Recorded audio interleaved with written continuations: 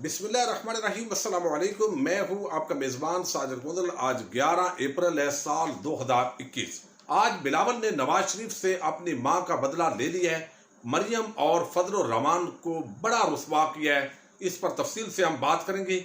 Doctor Shahid Masood को आजकल इमरान खान के बुग़्ज़ में पागलपन के दौरे क्यों पड़ रहे हैं, और सहाफ़ी हारून रशीद ने भी एक बड़ी अजीब खबर दी है, इस पर भी हम बात करते हैं। सबसे पहले तो हम अक्सर जिक्र करते हैं कि तबका मलामतिया के सहाफ़ी किस तरह शरीफ और जरदारी माफिया उनके आइडियल है, और वो समझते हैं कि एस्टेब्लिशमेंट के खिलाफ इनकी बड़ी मिसाली जिद्दोजहद है। इनकी करप्शन, चोर बाजारी, डकैती का वो जिक्र नहीं करते। रात को जो शाम 7 बजे से लेकर 11 बजे तक टॉक शोज होते हैं, वहां पर मुख्तलिफ पार्टीज के लोगों को आपस के अंदर लड़ाना, ये उनका पसंदीदा मशगला है। जैसे मुर्गों की लड़ाई होती है, वही इसी तरह का मिलता जुलता एक माहौल बना देना, इसी को वो सहाफत कहते हैं। अब यहाँ पर जो है वो एक तो हारून रशीद साहब की खबर मैं रखता हूँ कि उन्होंने कहा कि ये जो इमरान खान है वो असम्बलियाँ तोड़ने जा रहे थे, लेटर टाइप हो रहा था। इस दौरान उनके किसी भाई को इसका इल्म हुआ, तो उन्होंने फौरी तौर पर उनको कहा कि नहीं खान साहब, ऐसा मत कीजिए।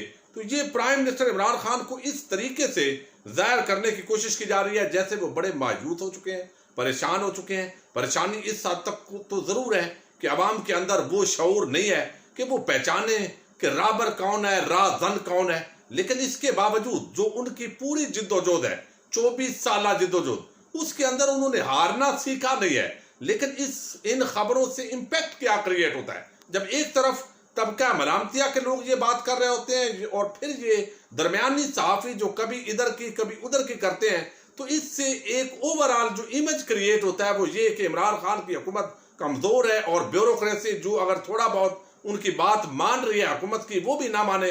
कल को जरदारी और शरीफ माफिया ने दोबारा इख्तियार में आना है, लिहाजा आप उनके वफादार और नौकर बनकर रहे।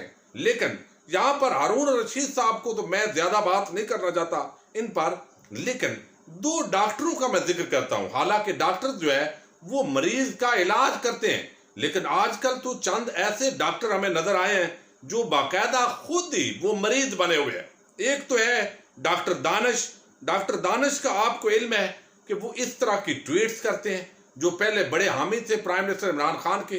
पता नहीं चंद ऐसे हमारे सहाफी दोस्त थे, उनको लगता था कि हम इमरान खान की हमायत कर रहे हैं तो कल को कुछ तो फायदा चाहते थे अपना, और कल को वो हमारे काम आएंगे, जो हम कहेंगे वही वो मानेंगे, अगर जाती मफाद ना भी हो। तो अब वजीर आजम जब बंदा बनता है तो उसकी कुछ मजबूरियां होती हैं, कुछ अपना विजन है, उसने अपने मुताबिक चलना है और फिर जवाबदेह होना है। तो ये कुछ दोस्त नाराज हुए हैं, डॉक्टर दानिश बहुत नाराज है आजकल। लेकिन दूसरी तरफ जो हमारे मुअज़्ज़ज़ डॉक्टर शाहिद मसूद है, वो तो अजीब ही तरीके से बात कर रहे हैं। बड़ी अजीब खबर है, जरा आप समाप्त कीजिएगा। वो कहते हैं कि मुझे एक वफाकी वजीर ने बताया।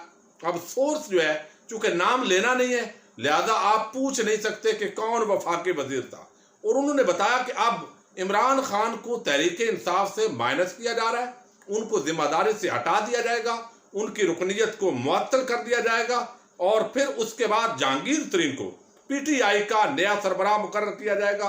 वफाकी वजीर ने यह भी मुझे बात कही है और मैं खुद बड़ा हैरान हुआ, लेकिन उन्होंने कहा जी ये होने जा रहा है, इमरान खान की रुकनीयत मुअत्तल होगी और बड़ी करीब से मॉनिटरिंग उनकी हो रही है, और पाकिस्तान भर में बड़े पैमाने पर क्रैक डाउन होगा।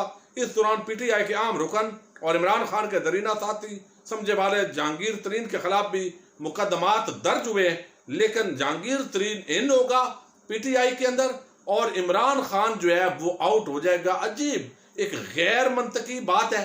एक मैं समझता हूँ इमरान खान के बुक्स के अंदर कुछ लोगों को पागलपन के दौरे पड़ रहे हैं। उनके अंदर ये 2 डॉक्टर, डॉक्टर दानिश साहब और ये डॉक्टर शाहिद मसूद साहब, आजकल इनको ये बड़ी बीमारी लाक हो गई है, और कोई किसी खबर का सर पैर हो तो फिर बंदा समझता है भाई PTI इमरान खान उसका बानी, और बानी चेयरमैन होने की हैसियत से उसका मंशूर, उसकी विजन, उसकी थाट के गिर्द लोग जो जमा हुए हैं वो है पाकिस्तान तहरीक इंसाफ।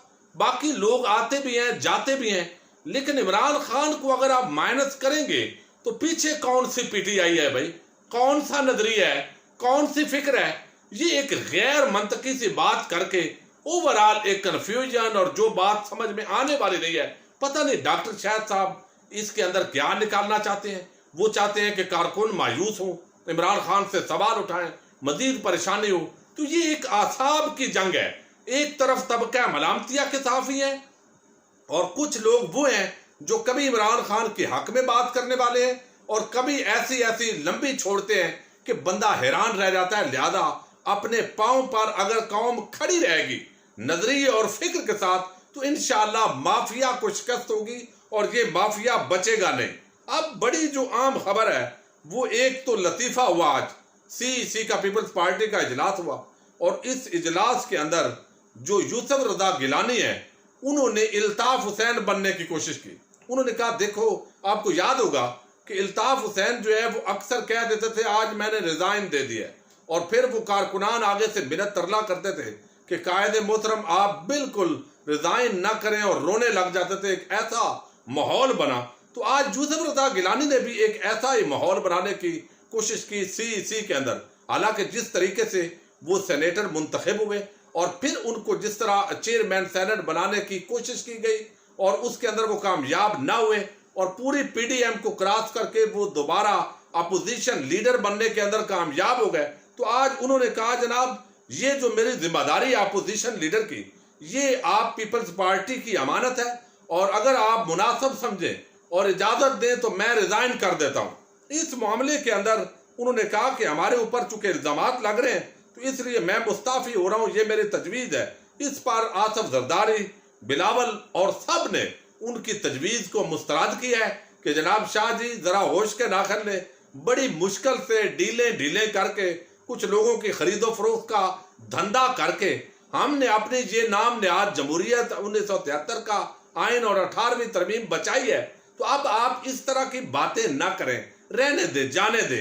बहरहाल वो गिलानी साहब ने ये लतीफा किया है, लेकिन सबसे बड़ी जो बात हुई है वो आज मैं समझता हूं शरीफ माफिया से एक मर्तबा फिर बदला लिया है बिलावल ने। और किसी पार्टी की इतनी तजलील हो, इतनी रुसवाई हो तो बंदा यार खुद ही कह देता है, लेकिन इनके अंदर तो वही जो खुद इनका ख्वाजा आसिफ कहता था शर्म होती है, कोई हया होती है। यानी पहले आप देखिए एक जमाना था जब मोहतरमा बेनजीर भुट्टो की तस्वीरें जिस तरीके से शरीफ माफिया फेंकता रहा, उनको मगरब के एजेंट और कौन कौन से अलकाबात नहीं दिए गए, किस तरह के घनौने इल्जामात उन पर नहीं लगाए गए चूंकि वो खातून थी और उनकी हरासमेंट की गई इस पूरे मामले के अंदर। इसके बावजूद वो डटी रही, उन्होंने सियासत की, अगरचे उनकी सियासत भी करप्शन पर मबनी थी, लेकिन इसके बावजूद बहरहाल वो डटी रही। अब जब ये अरसा गुजरा, मिसाके जमहूरियत हुआ, वो नहीं चल सका।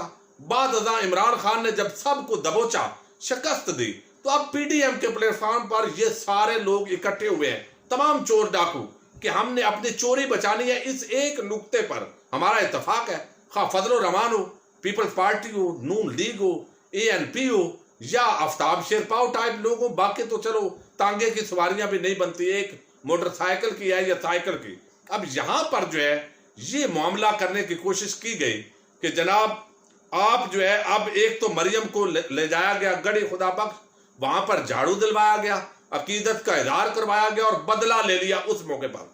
आज बाज़ाब्ता बदला लिया है कि जब पीडीएम ने एक नोटिस भेजा कि जनाब पीपल्स पार्टी और एनपी वजाहत करें कि आप लोग जो है वो पीडीएम में रहना चाहते हैं या नहीं, ये आपने जो अपोजिशन लीडर का खेल खेला है ये क्यों खेला है। अब इसको पीपल्स पार्टी ने कहा कि हम एक तो रखेंगे इस्तीफों का मामला, और वो जब इजलास हुआ था वो सीईसी हमारी मंजूर करेगी तो बात होगी। आज सीईसी का इजलास हुआ, पहले मुलतवी हो गया था, और उसके अंदर बिलावल ने वो शोकाद नोटिस उनका पढ़ा और तमाम मीडिया चैनल्स ने इसको रिपोर्ट किया। बाखबर जो साफी हैं उन्होंने कंफर्म किया कि जब नोटिस पढ़कर उन्होंने उसको फाड़ा कि ये है शरीफ माफिया और फजल रहमान की औकात, जिसको किराए का हमने सदर बनाया हुआ है उसकी, और मरियम की ये है औकात, और नवाज शरीफ जो पीछे लंदन में बैठकर फीड कर रहा है। तो अब ये उनकी जो है वो इस तरीके से रुसवाई हुई। अब शहर खकान अब्बासी आपको इल्म है जिस तरीके से बात कर रहे हैं, जी ये पीपल्स पार्टी की मर्जी, हम उसके हवाले से कुछ कहना नहीं चाहते, हम ये बात नहीं करना चाहते। तो शर्म से कुछ ना कुछ डूब मरना चाहिए। बहरहाल पीपल्स पार्टी ने औकात दिखा दी है इनको, और अब पीपल्स पार्टी के जो बिलावल हैं वो भी ज़ैर आसिम जरदारी के बेटे हैं और उन्हीं की सियासत को लेकर आगे चलेंगे। उनके खिलाफ तो पाकिस्तान के जो मुहिब वतन लोग हैं वो अपनी जंग जारी रखेंगे तमाम बदमाशिया के खिलाफ। लेकिन जिस तरह आज एक मरतबा फिर बदला लिया है अपनी वालदा की तजलील का शरीफ माफिया से, और साथ फजल रहमान जो कि किराए का एक सदर लिया हुआ है और उसके जो मदरसों के तालिब इल्म है, तो ये एक जबरदस्त थप्पड़ है। अब देखते हैं कि ये किस तरीके से इसको जस्टिफाई करते हैं, पीपल्स पार्टी को निकालते हैं, या अभी भी ये कोई इत्तेहाद रहता है, या पीपल्स पार्टी मुमकिना तौर पर अपना जो है नया इत्तेहाद बनाएगी। और कोई इस्तीफे वगैरह तो उन्होंने देने नहीं है, लॉन्ग मार्च की हद तक वो पहले भी थे। तो पीछे ये 2-4 जमातें यानी 2 फजल रहमान और मरियम के अलावा एक आधा कुछ छोटा अवैस नूरानी जैसे जो किराए और भाड़े के आदमी होते हैं वो रह जाएंगे, और बाकी ये पूरा गुब्बारा फट गया है। और इसी वजह से तमाम तबका मलामतिया को अब जहांगीर तरीन से बड़ी उम्मीदें हैं। अपने मेज़बान साजिद कुंदल को नेक्स्ट वीडियो तक के लिए इजाज़त दीजिए। अल्लाह हाफिज़।